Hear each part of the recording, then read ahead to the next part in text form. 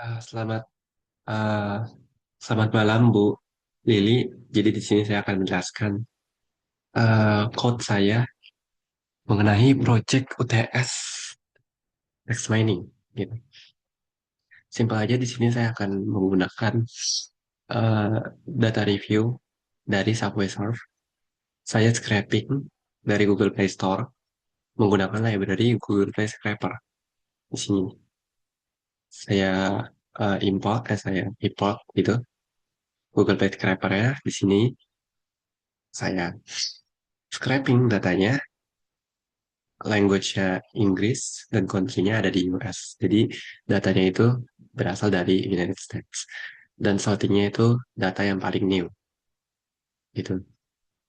Di sini mengenai user review-nya, kira-kira datanya akan seperti ini. Gitu. Ada review ID, ada username, ada user image. User image ini adalah foto profilnya. Foto profil dari user itu. Dan ini kontennya yang akan kita pakai. Dan ini skornya juga yang akan kita pakai. Dan ini thumbs up count. Sorry, apakah mic-nya sudah bisa? Oke. Dan ini review created version-nya ada juga add waktunya kapan, apakah dibalas sama developer atau enggak. Di sini ada reply content, reply add, dan add version. Katanya akan seperti itu. Di sini saya mengubah yang tadinya berbentuk seperti yang tadinya berbentuk dictionary, saya mengubah menjadi data frame.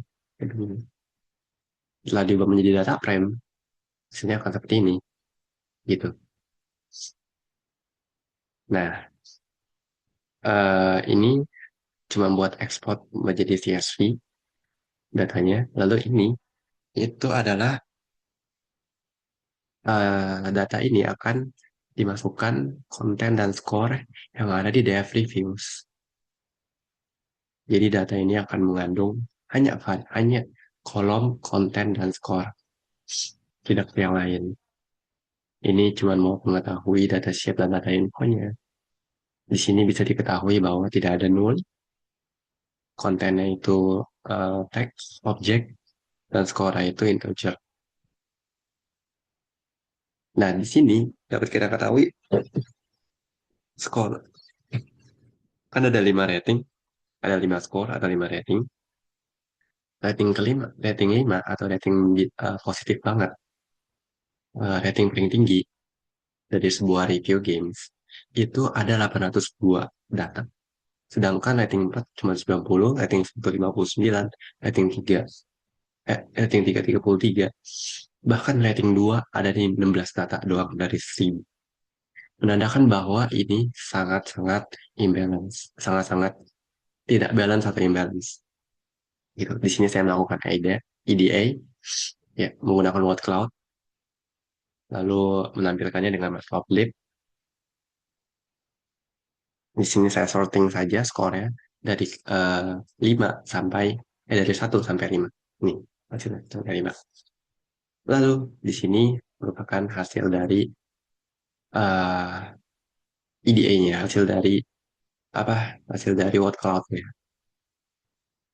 Nah, di sini diketahui bahwa di rating 1 biasanya kata-kata yang sering muncul itu biasanya itu ada loss, misalkan ada back, ada down, ada report, ada kata-kata yang sering muncul gitu. Meskipun sini kata good, mungkin kata good yang berkonotasi negatif. Sedangkan di rating 2, rating 3, bahkan rating 5 itu biasa kata-katanya itu ya kata-kata yang positif seperti love, seperti nice, atau fun, atau good game, eh, atau cool, dan sekian macam gitu. Begitu pula dengan kata-kata di rating 3, rating 2, dan rating 4. Biasanya itu ada kata-kata progress. Itu artinya user masih ingin games ini buat progres ke depannya. Jadi dia kasih rating 3 dulu, kalau progresnya makin baik dia akan kasih rating lebih tinggi. Mungkin maksud Yusuf adalah seperti itu interpretasinya. Nah ini udah masuk ke pre-processing. Data ini cuma buat menampilkan data aja. Lalu eh, saya akan menggunakan RE membuat function pre-processing. Di sini ini buat mengubah string teks itu menjadi semuanya huruf kecil lower.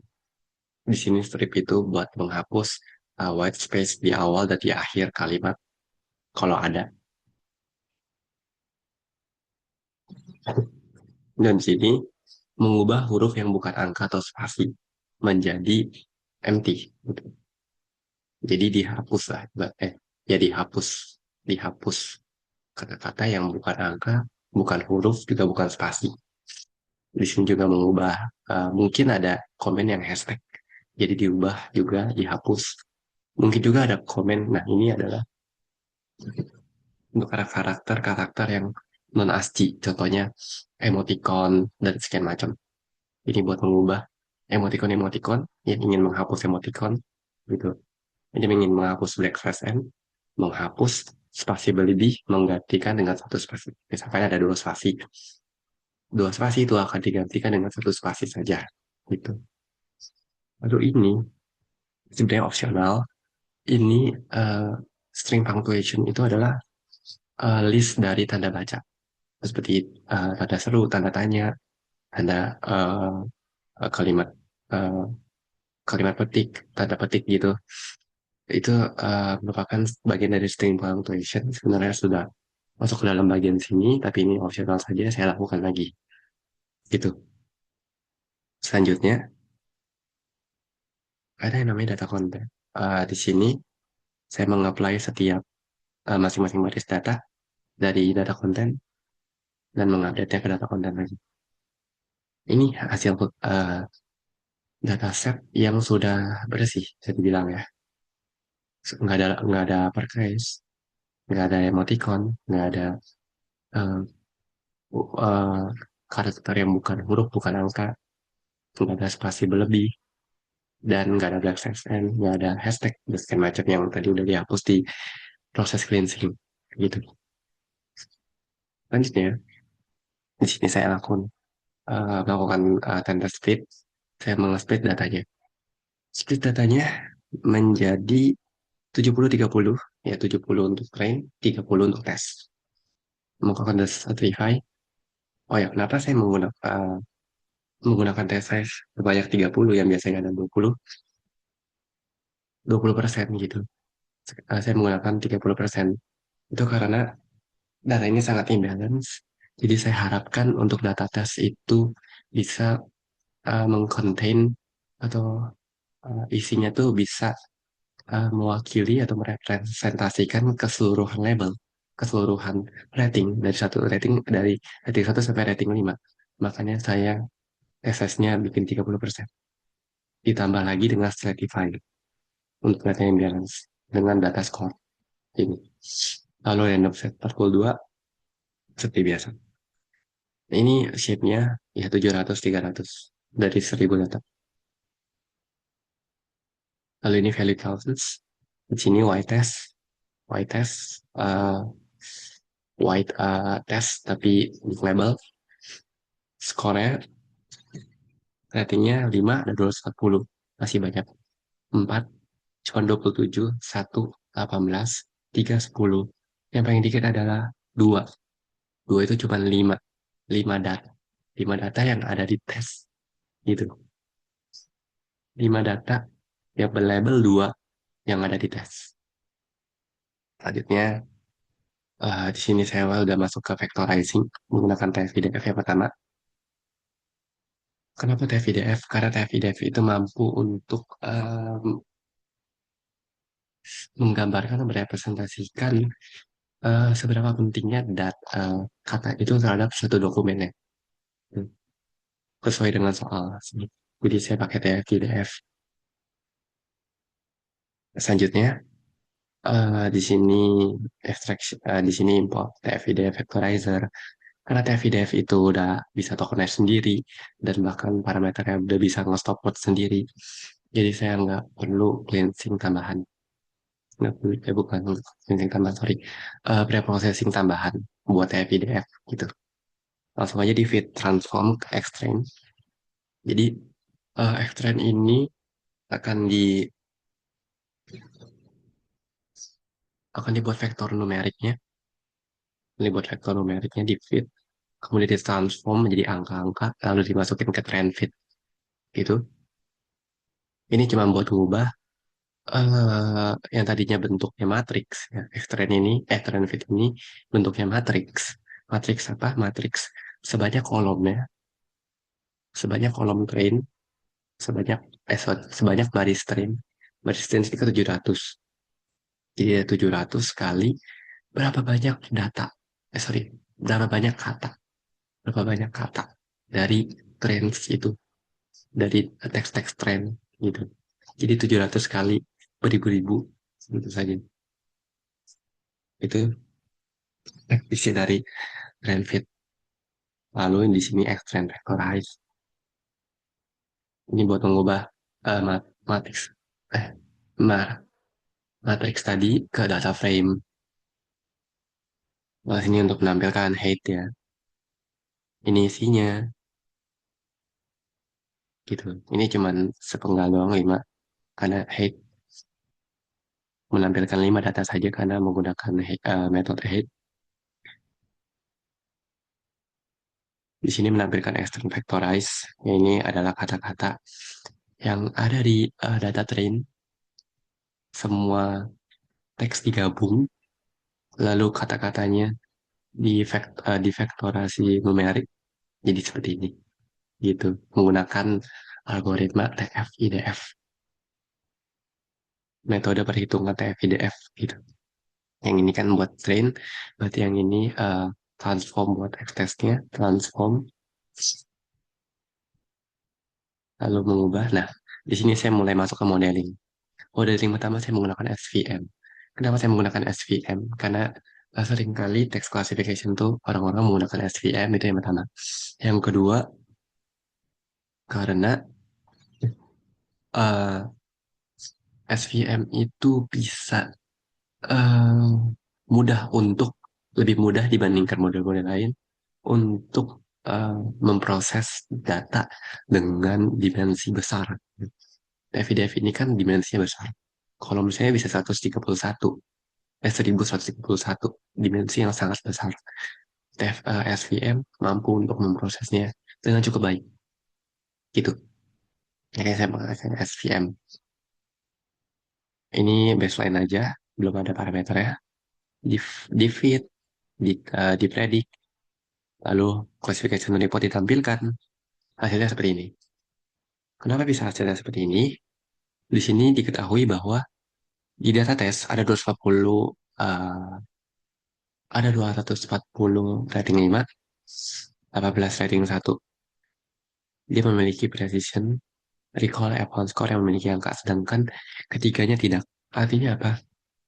Artinya di data test tersebut, di data test tersebut, model itu ketika melakukan proses ini, model itu gagal untuk memprediksi eh, gagal untuk memprediksi nilai dari gagal untuk memprediksi eh, rating-rating 2, 3, 4. Kenapa gagal untuk memprediksi? Karena datanya sangat sedikit. Dan juga karena datanya imbalance terhadap rating 5, di model lebih fokus untuk memproses eh, data-data yang berating 5. Sedangkan data-data yang berating 2, 3, dan 4, model gagal untuk memprediksi. Gitu. Model gagal untuk memprediksi. Dan di sini juga muncul warning yang artinya adalah yang artinya adalah model ini tuh eh, misalkan deh precision di sini 0,0. Precision itu terdiri dari hasil ini kan apa? perhitungan matematika. Positif. True positif dibagi true positif tambah false positif. True positif dibagi true positif tambah false positif melibatkan data tes ini dengan data tes ini. Uh, X tesnya dengan Y tesnya. Karena datanya sangat sedikit. Tadi aja data 2 itu cuma punya 5 data. Oleh karena itu, uh, misalkan true positifnya itu uh, hasilnya nol bisa jadi. Atau false positifnya hasilnya nol. Oleh karena itu, pembagiannya akan menghasilkan precision dengan nol. Matemat, perhitungannya akan menghasilkan nol. Karena kalau nggak true positif, kalau nggak false positifnya, itu sama-sama nol. Artinya model itu nggak memprediksi 5 data yang berarti ini dua ini pada data tes gitu. Begitu pula dengan dengan rating 3 dan 4 gitu. Oke, selanjutnya masuk ke logistic regression. Model kedua yang saya pakai logistic regression. Kenapa saya menggunakan logistic regression? Karena logistic regression itu model yang cukup simpel, ya. Dia bisa multi-class regression juga. Lalu uh, dia bisa menanggani apa ya, banyak input sparse. Ya, misalkan di TF, IDF itu kan sparse-nya input sparse-nya lumayan banyak. Jadi logistic regression ini yang saya pilih. Gitu. Di sini belum di-run ya. Ini tadi sebelumnya saya menggunakan parameter ini dengan hasil yang seperti ini. Gitu.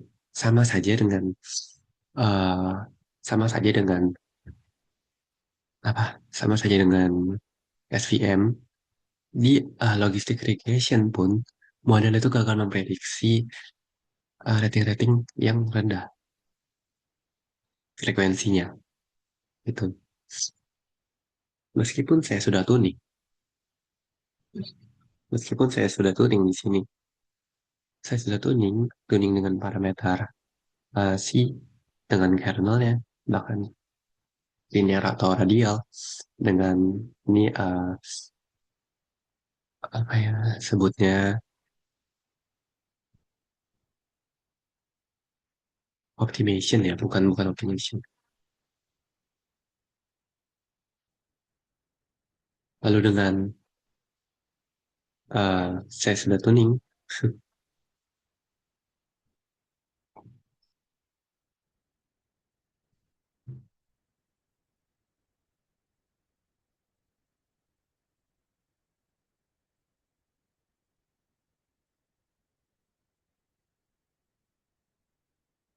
lalu lanjut.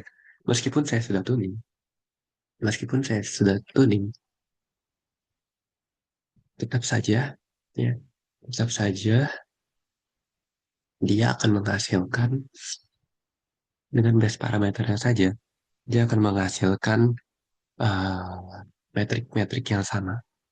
Dia cuma menambah hasil tuning itu cuma menambah nilai matriks, cuma meningkatkan nilai metrik yang sudah memiliki nilai sebelumnya, tapi tidak uh, menambahkan matriks-matriks yang belum ada, kayak rating 2 3 4 ini, gitu. Begitu pula dengan uh, logistic regression, ya. Saya sudah tuning dengan base parameternya seperti ini, masih saja dia menghasilkan report yang sama, gitu. Lalu masuk ke what to fact sekarang. What to fact itu adalah salah satu bentuk what embedding di mana nanti uh, akan ada di mana akan ada mengambil sebanyak window size. Oke, langsung aja saya jelaskan di sini. Di sini saya import NLTK karena tidak seperti TF-IDF, auto fact ini nggak bisa langsung stopwatch. Jadi stopwatchnya harus dilakukan sebelum auto fact. Ada lematizer juga, ada tokenizer juga. Ini untuk lematizer, dan ini code untuk tokenize, dan ini code untuk stopwatch, remove stopwatch. Saya menggunakan Genshin, karena auto fact ada di Genshin, library Genshin. Nah, ini adalah model auto fact saya, menggunakan min count 3, ya, nggak cukup, cukup kecil, artinya bisa aja data-data yang kurang penting juga bisa ikut masuk sebenarnya, kata-kata yang kurang penting, gitu. Karena min count ini adalah, karena min count ini adalah eh, seberapa banyak sih minimal kemunculan kata tersebut, frekuensinya harus minimal 3 supaya bisa masuk auto fact-nya, gitu. Kalau vektor size ini adalah jumlah hidden neuronnya, window ini adalah eh, bagian per bagian yang akan diambil. Jadi misalkan window-nya 5, berarti ada target. Targetnya satu, dan konteksnya ada masing-masing kiri kanan 2 dan 2. SG1 artinya saya menggunakan skip gram, bukan SIBO. Jadi saya akan memprediksi. Jadi autofix saya akan tujuannya memprediksi konteksnya melalui inputnya target. Dan di sini saya menggunakan function yang dari Ibu jelaskan, mengubah bentuk dari mengubah bentuk dari autofact ini ke dalam seperti ini, menjadi seperti ini. Jadi, masing-masing dari sini merepresentasikan satu kata. Kenapa ada 50? Karena vektor lengthnya 50. Sorry, vektor size-nya 50. Gitu. Jadi, masing-masing ini merepresentasikan satu kata. Dan memiliki 50 angka seperti ini. Gitu. Lanjut, saya masuk ke model SVM lagi. Sama saja seperti TF-IDF, SVM di WautoFact juga gagal memprediksi rating-rating dengan frekuensi rendah. Gitu. Begitu pula dengan logistik regressionnya, gagal untuk memprediksi rating-rating dengan frekuensi rendah, meskipun sudah dituning, tuningnya sama dengan eh, tuning WautoFact di sini sama dengan tuning di TF-IDF, gitu. Hasilnya akan sama saja seperti ini, ya, cuman ada rating 5, ya, cuman ada rating 5 yang memiliki angka. Ini adalah logistic regression, auto fact. Sedangkan yang ini adalah SVM, ya, menggunakan kernel linear. Dia masih sama, masih gagal. Lalu, ini merupakan kesimpulan evaluation-nya. Nah, kenapa, bagaimana sih cara mengatasi data apa report yang kurang baik, yang sangat tidak baik sebenarnya, yang sangat tidak baik seperti ini, yaitu karena yaitu bisa aja dengan menambah data, jangan 1.000 data saja, tapi bisa lebih dari 1.000 data, 10.000 data. Jadi data tes yang masuk juga akan banyak, data tes yang masuk akan banyak. Eh, Otomatis model juga bisa lebih memprediksi lebih banyak tes, gitu, supaya model bisa memprediksi lebih banyak tes. Di sini juga bisa dilihat nih, weighted F1 score dan makro F1 score ya memiliki rentang rentang yang jauh berbeda. Ya, kalau misalkan modelnya bagus untuk memprediksi, harusnya rentangnya tidak jauh. Tapi ini sangat jauh. Datanya, artinya model gagal memprediksi karena datanya imbalance dan sedikit. Gitu. Lalu saya mencoba untuk smoothing datanya, yaitu membuat data sintesis, menambahkannya ke kelas-kelas minor, gitu. Ke kelas minor. yang tadi minor banget. Ya, putih rating 2, rating 1, rating 3 tadi minor banget, rating 4 juga.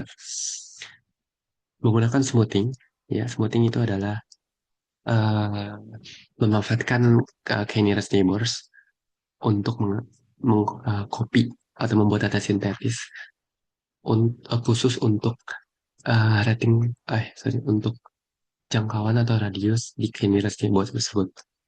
Di sini distribusinya sudah stabil, 562.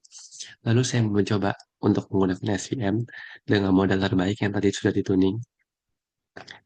Dan hasilnya, model juga gagal memprediksi. Padahal sudah AF trend. Padahal sudah di-fit dengan distribusi seperti ini.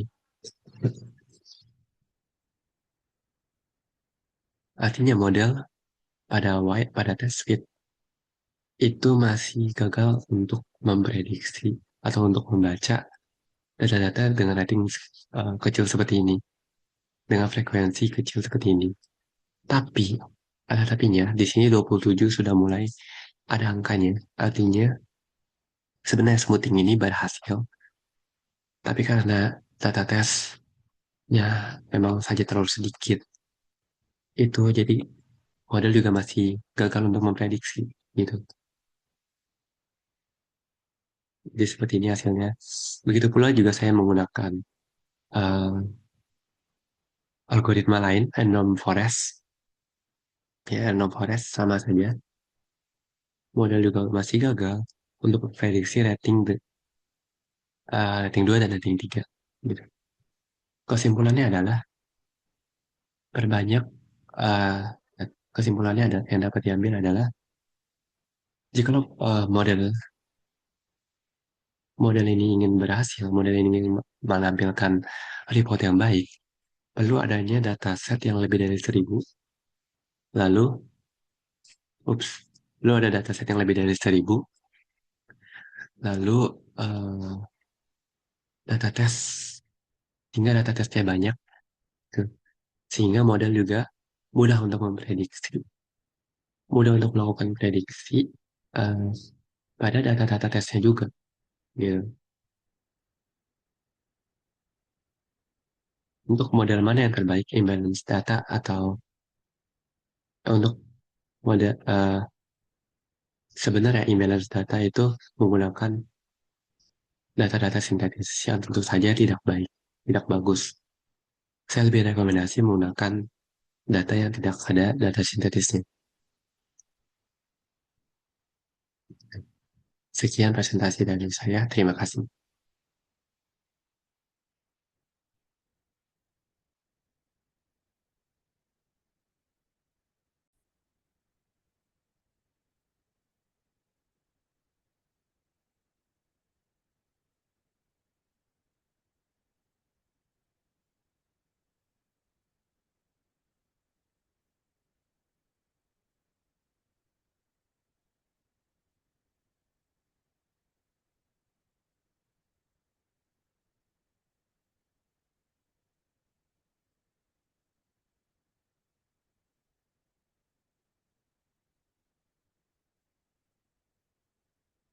Oke, selamat malam Bu. Jadi kan saya sedikit ada tambahan mengenai handle data imbalan saya. Sebelumnya saya telah melakukan smoothing pada data minor dan didapatkan hasilnya seperti ini. Ya. Jadi ada dua model yang saya coba, SVG dan Random Forest. Dua-duanya seperti ini. Ini setelah smoothing. Ini hasilnya ada peningkatan sedikit, di mana data label 10 yang mungkin kemarin itu belum ada, tapi sekarang ketika di reset runtime-nya sudah ada. Ya, mungkin karena uh, data testnya udah kacak lagi, jadi di data kemungkinan data testnya yang terambil itu sudah terpenuhi kali ini. Tapi yang terpenuhi hanya untuk label 10 saja. Ya. Label label 10, sorry. rating 3 saja, tapi rating 2 itu masih tidak terdeteksi, ya modelnya masih eh, belum mendeteksi. Kemudian saya melakukan uji coba yang kedua. Uji coba yang kedua adalah saya men-scraping 10.000 data. 10.000 data dari Google Play Store mengenai game ini, game Subway Surf. Lalu saya lakukan cleansing, saya lakukan test split, test split ya, di sini juga masih sama, TSS 0,3 dengan Spotify dan Windows 42. TVDF-nya juga masih sama, saya melakukan TVDF, kemudian saya baru masukkan SVG. Ya, di sini SVG saya dapatkan hasilnya seperti ini. Ini untuk 10.000 data. 10.000 data. Nah, 10.000 data, itu artinya 3.000 data set. Ternyata masih belum bisa menggambarkan cukup baik. Ya, meskipun sudah ada angkanya, tapi angkanya sangat-sangat kecil. Artinya model ini masih belum bisa mendeteksi, memprediksi label-label dengan uh, label-label yang minor. Di mana model masih fokus untuk memprediksi label-label dengan uh, angka yang sangat besar itu, sangat berbanding jauh atau rating 5. Nah, hal ini itu disebabkan dengan data imbalance. Jadi, meskipun datanya banyak, jika dia imbalance, jika data itu imbalance, tetap saja modal tidak bagus untuk memprediksinya, tidak bisa untuk memprediksinya dengan cukup baik. Oleh karena itu, saya lakukan smoothing lagi, supaya uh, untuk handle data imbalance-nya lagi. Lalu saya lakukan SPM lagi, saya masukkan model SPM lagi, dan dapatkan hasil seperti ini. Di sini didapatkan hasil semuanya sekarang sudah ada angka, ya berarti model bisa memprediksi semuanya sebenarnya, tapi tidak cukup baik. Artinya model linear, artinya model SPM ini tidak cukup baik dalam memprediksi dataset Subway Surf gitu. Review Subway. Gitu. Sekian update dari saya.